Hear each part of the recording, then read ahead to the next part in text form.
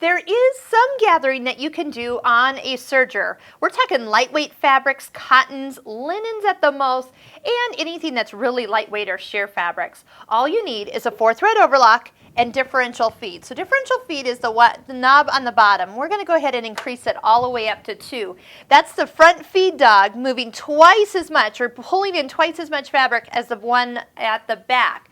And the longer the stitch length, the more it's going to pull. Now again, some fabrics I have even found that even though they're cotton have a very high starch or paint to them and have been difficult to gather. So you're just going to need to try them out and see what your fabric will do for you. As you start to serge, you'll notice I have a little gather, not a lot. So next what we can do is take the needle tensions and start to increase them. Crank them up a little bit. You're going to see a little bit more. We'll go as so.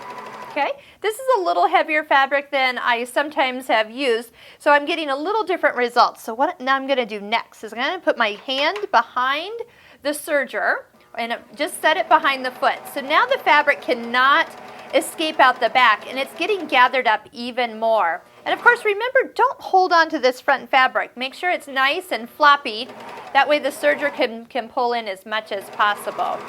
All right, so what you can do is measure how much gather did you actually get? Was it enough?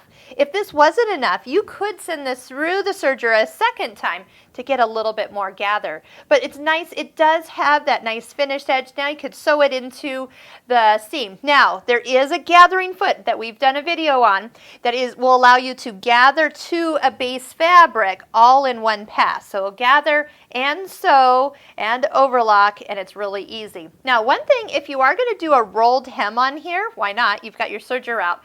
Do your rolled hem first, then gather second, because then you're not trying to open this little fluted edge back up. It's a much faster to do a rolled hem on a straight piece of fabric than on a gathered piece.